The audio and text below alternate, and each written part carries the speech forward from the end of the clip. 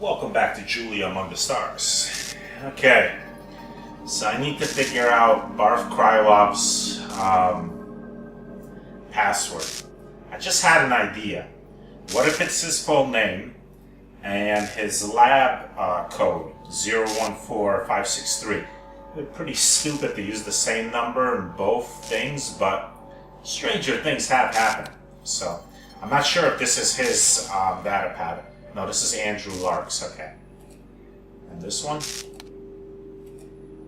Scott White. Okay. So, alright, I don't even know where his data pad is. Well, here's the lab code. I can get into here. 0, 1, 4, 5, 6, 3. Yay. Okay.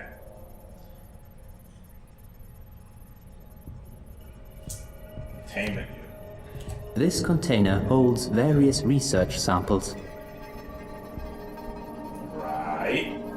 Strange device. What is this device? Observation. It looks like a makeshift device. It was probably constructed from other devices. Can you be more specific? It looks like a Geiger counter. The parts came from the demolished hovercraft we saw outside. That's pretty ingenious. Commentary. Why would they need to measure radiation when the central computer was equipped with sophisticated radiation detectors? Even my sensors detected radiation right away. Perhaps they broke. The glove box was meant for handling unsafe materials. It was never used.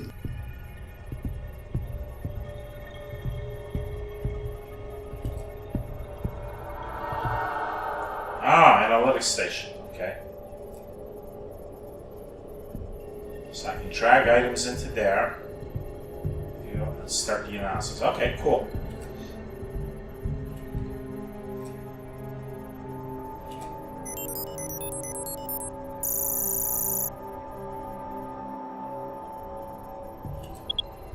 The sample contains traces of dried human blood. After 60 years of laying outside the hermetically sealed station, this blood is too degraded to analyze. Splatter vector analysis suggests that the blood came from an outside source and not from the person wearing this cloth sample.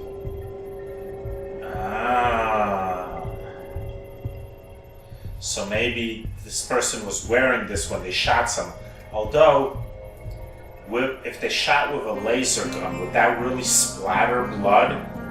Blood would probably more likely splatter from like a conventional gun, like a bullet, or from like, blunt force, like smashing someone with a wrench or something.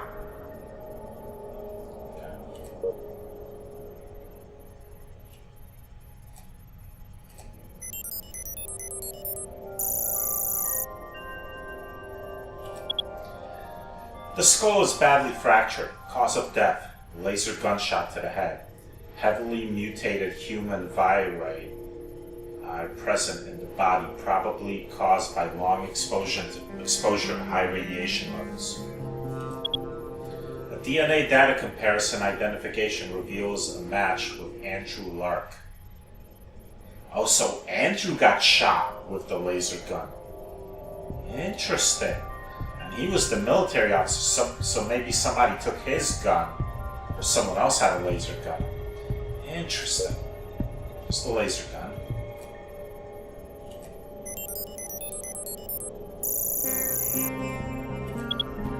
The laser gun grip is covered with fingerprints.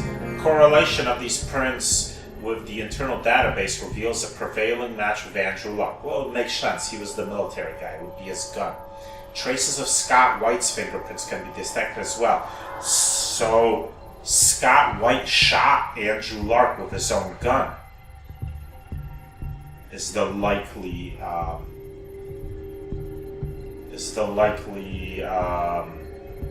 outcome. Can't say that for 100% certain, but the laser gun data indicates that the weapon has been fired exactly 9 times. Wow. There might have been a lot of killing done with this gun.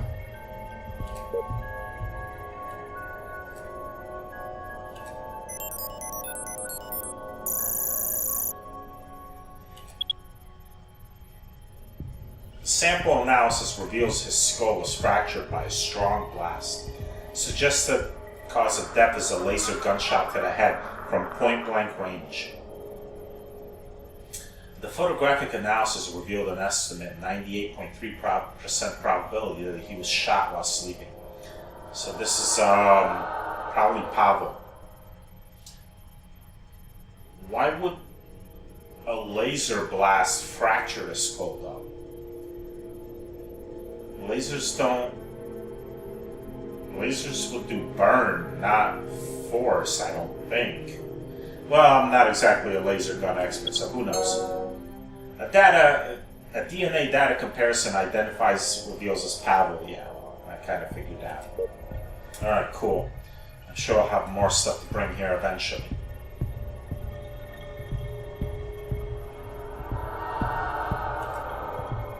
Another place I can insert cards. I don't think I'm going to get anything new here, right? It's just going to be the same thing as before.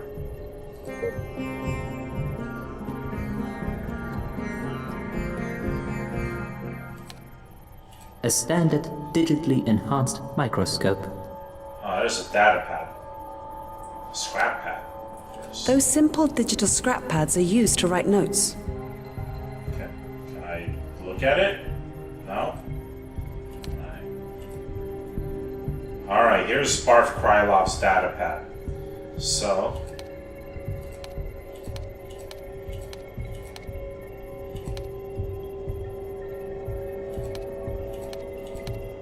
let's try it.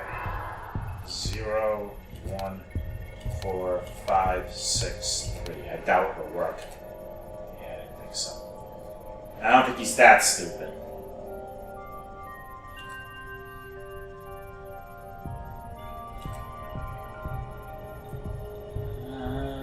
So there's some.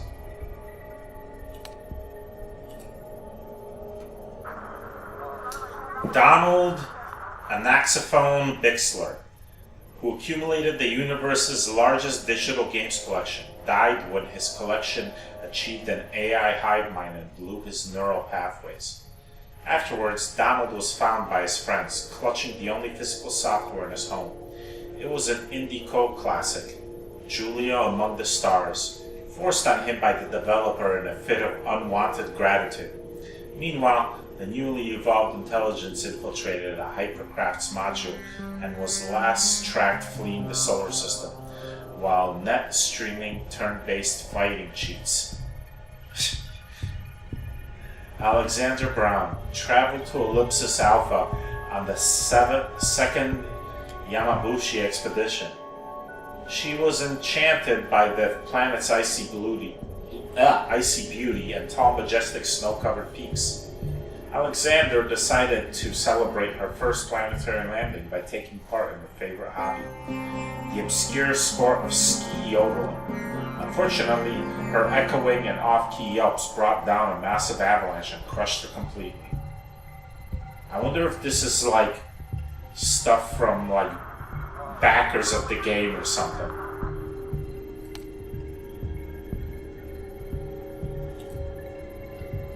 Augustin Cordes has been haunted for years by crazed fan and relentless stalker named Sophia.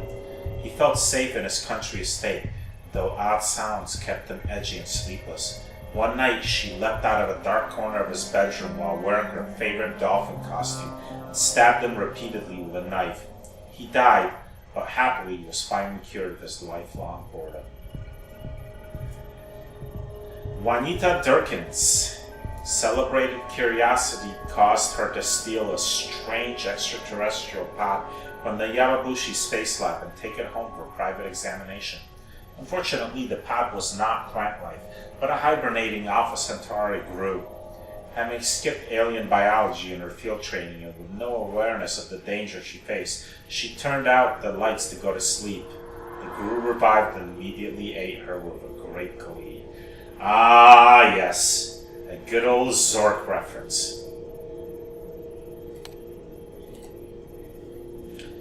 Joined the Japanese KOTOR cult compound, rising to the rank of Ultimate Jedi Master.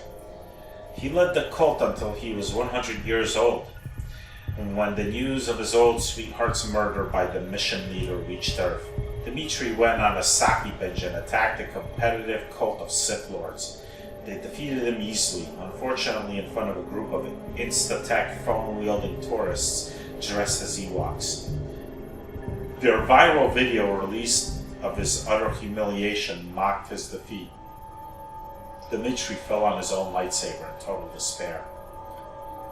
Roland Gwyn died near the Yamabushi Control Center facility when a long-distance Rose hauler took exception to the mocking phase of his t-shirt and ran him over with his truck. Roland left his vast cache of pithy-phased message shirts to the local asylum, which caused the inmates to riot and rampage through the nearby city, sparking mass hysteria.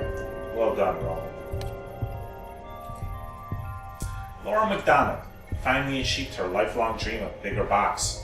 She was just settling in for a long-awaited meal of a pilfered game show VIP treats, when madly scribbling dialogues of an unfunded indie game project, when a nearby cherry tree fell and killed her. With a proper rope and rock, she might have survived. Jason Quincy Sperber was financially ruined by the loss of the first expedition, the public outrage over his selection of a sociopathic ex-soldier as the secret mission leader, and the rash reliance on an untested weapon prototype led to his trial and conviction for crimes against humanity. The live broadcast of the execution drew the largest webcast audience in recorded history. Necrosis Thanatos, this was a person actually mentioned. A well-known cat lover spotted a feline-looking alien creature on Ambrosia. When he impulsively and stupidly reached out to stroke its fur, the ravenous carnivore tore his arm right off with its retractable claws.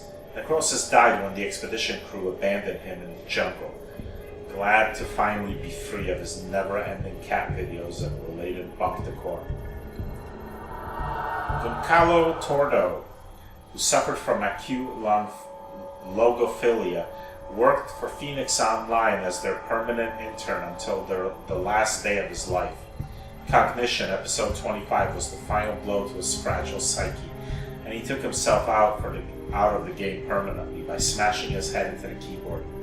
Not to pass up a great PR moment, Phoenix launched the Keyboard Smashing Challenge campaign in honor and watched their game sales skyrocket. Mike Wortman was posthumously awarded the Earth Alliance Medal of Honor for his alleged heroics in the Great Water Wars. Although the truth was very different, ordering his soldiers into a suicide mission to destroy an illegal dam, Mike snuck off to enjoy a pilfered beer and was killed when it exploded in his hands. Surprisingly, the mission was a total success and marked the end of the conflict. Needing heroes to distract people from the obscene cost of war, the military chose Mike and his history was rewritten once again.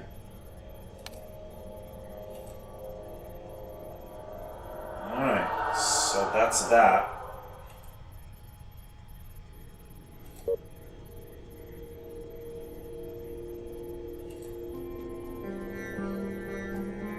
Is there anything else to do here? So I need to figure out how to get into his data pattern. The waste disposal unit is still sealed. The laboratory is one more thing the crew failed to use properly.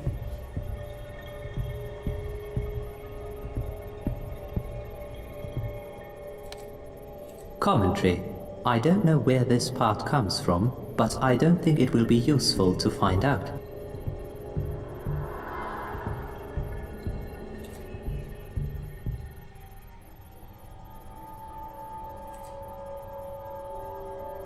Okay, I think I've examined it. Oh, there's another data pad here. Okay.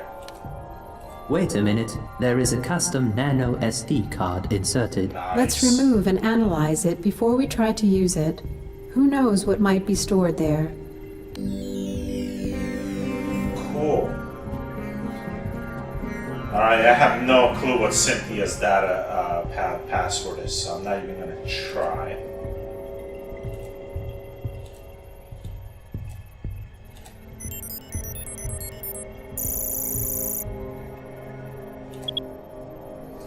Correlation with the internal fingerprint database reveals a match with Barf Krylov. Traces of Andrew Lark's fingerprints can be detected as well. 128 gigabyte, huh?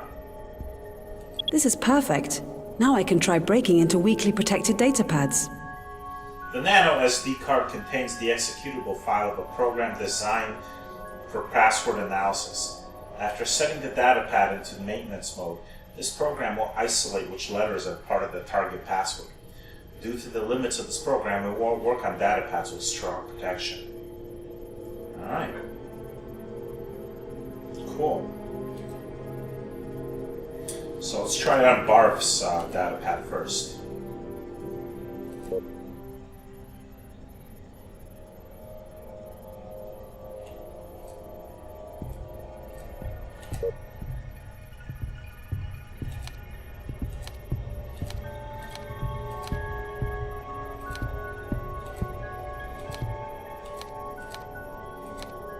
I already knew it was Barf Krylov, but let's see. 7 isn't part of it. Okay. 7. Not 8. Not 9. Okay, 4 is part of it. So is 5. So is 6. Barf Krylov, 64, 57. Aha! Whoa! Yes! Yes, I have broken you, Barf. Now this is interesting. Originally, Xenophon was our main target, yet it's entirely devoid of any life. Does it mean we landed at the wrong place, or did J.U.L.I.A make another one of her infamous mistakes? An AI making mistakes, huh? Interesting.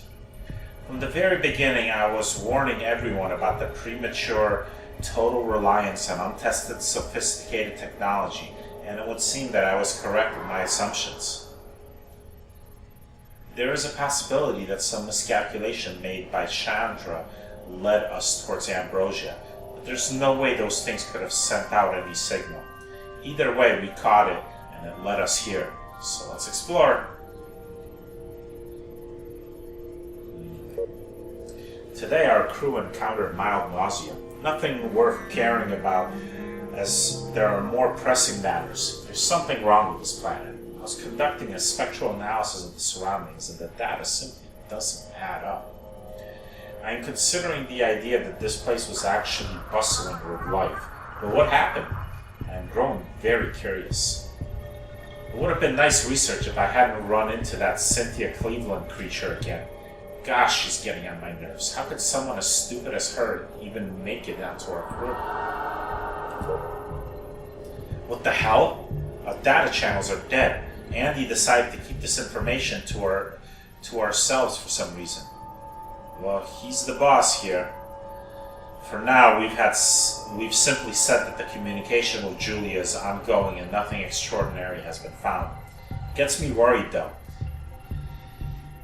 If we never recover our data channels, we're stuck on this planet. I'll try to look into the communication issue myself to make sure there is no sabotage. One suspect immediately jumps to mind.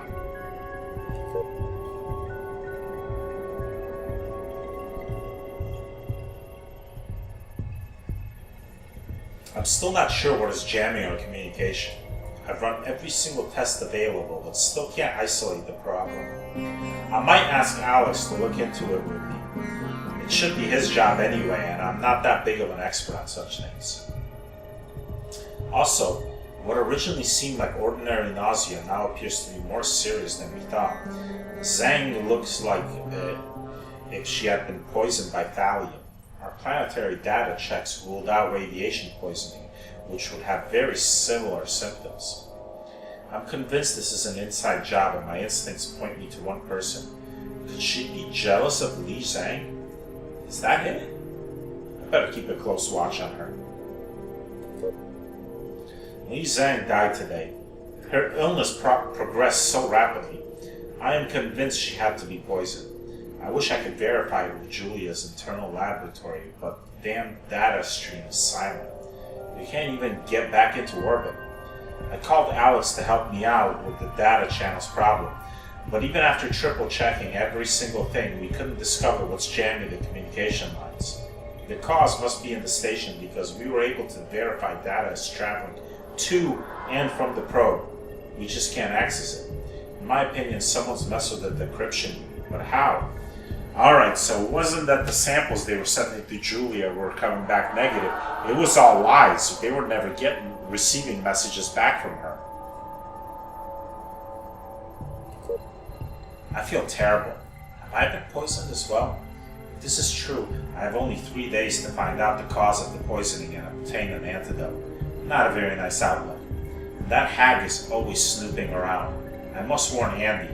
He'll know how to deal with her, I'm sure of that. I've seen before that he's incredibly good at those kind of things, and I still have my doubts about what happened at Zenobia. She might be behind it. I got an order from Andy to create a special little maintenance program, something which would help us break data passwords. He knows how much I love cryptography, so he didn't have to ask twice. I need to keep my work secret. As long as she feels her data pad is safe, we might be able to find important clues in there. We've decided to play a little game with Miss Cleveland. Andy blamed her for poisoning our crew and told her that he has the proof in his locker. If she doesn't explain herself, she will have to deal with consequences. I understand what he's after. If she panics, she might reveal something which would shed light into this poisoning. Also, my work on this little maintenance program progressed nicely. I need to try it soon on her data pad. Alex died today. I met Andy and we decided to deal with Cynthia tonight. Even if she hasn't made any obvious mistake, we can't allow this to continue. She was caught snooping around the station again, and just the thought of it gives me the shakes. We'll end it tonight and inform the crew in the morning. She made it so simple for us. She followed us to the back of the station and tried to eavesdrop. It was easier than I thought. Now we can get back to real work. I messed up my first attempt and wiped some data from her data pad. I should have tested it first, but I was too excited to finally break in. I am positive that the answer to what poisoning lies in there. I feel I don't have much time left. What the hell? Either she faked it really well, or we made a horrible mistake. I've broken the data pad and she actually suspected Andy to be the poisoner. I need to think now. I have a crazy idea about what could be the root cause of her problems. There's no way now that we will ever be able to return to the probe, so I think I'll borrow some of her hovercraft parts to my handmade Geiger counter. I wish I could show this to my friend, Donald the Naxophone Bixler. He'd scoff at my steampunk device, since he only believes in digital. Maybe so, but we're in desperation mode now. The device is almost done. I hope I'll wake up tomorrow so I can use it. Andy knows his time will come soon. He told me his datapad password. Oh, sweet. AN97682221K. That's a pretty damn good password. In case he doesn't survive. If he goes first, he wants me to take over this expedition. I don't think I will survive past tomorrow. I will die soon. Based on my device's findings and some additional calculations, the radiation level is 11 J.U.L.I.A. It's too much for anyone to handle. I should have known this earlier. We have failed. Alright, so let me try to get into Cynthia's data pad.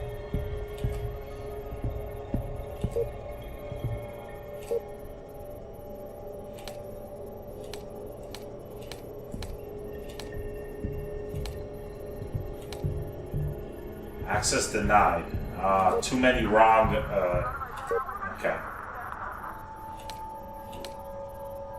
Gotta remember which letters. Okay, so there's R.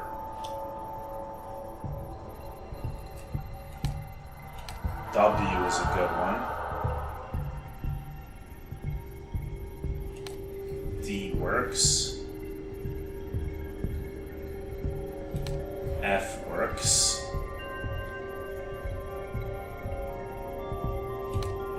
numbers? Not so far, okay. Let's try this again. W-R-D-F.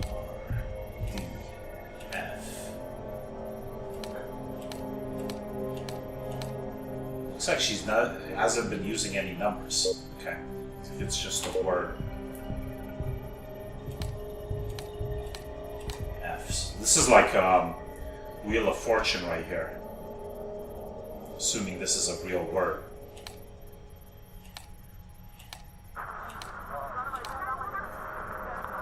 Oh, it's wildflower.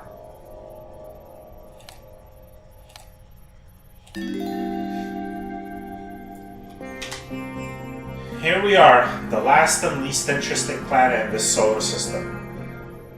It's not that we are successful. This entire expedition has been nothing but one big continuous screw-up. There's nothing to do here. We've been ordered to keep up with daily logs. Yeah, right. Gosh, I feel terrible. My head hurts and I'm all red.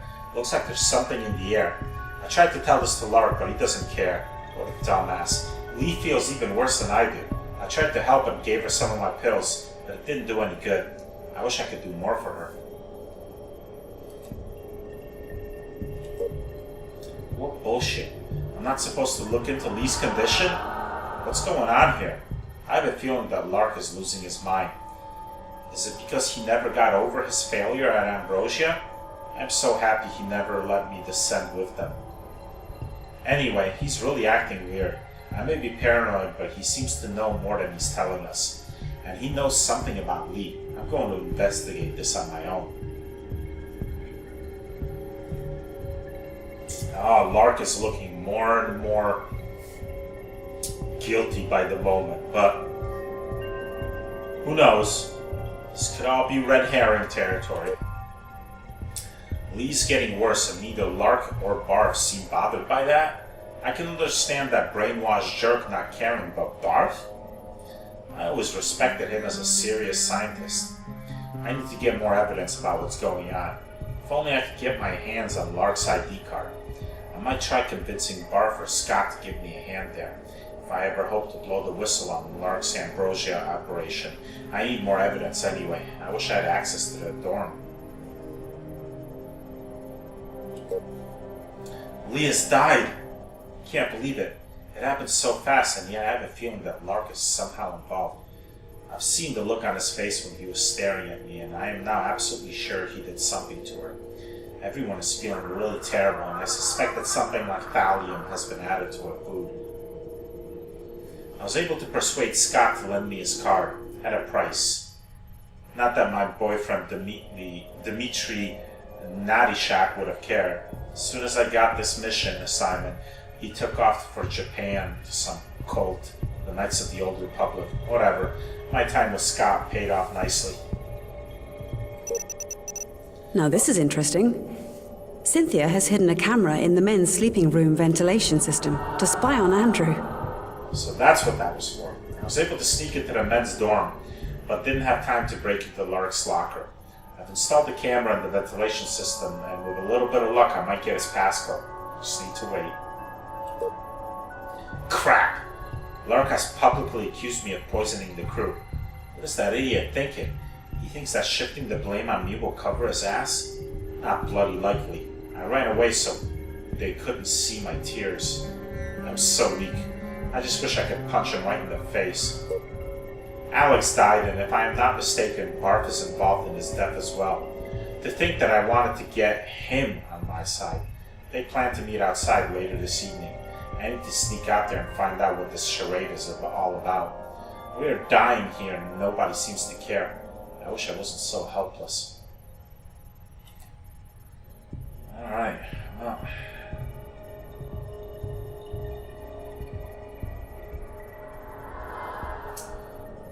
This is getting mighty interesting.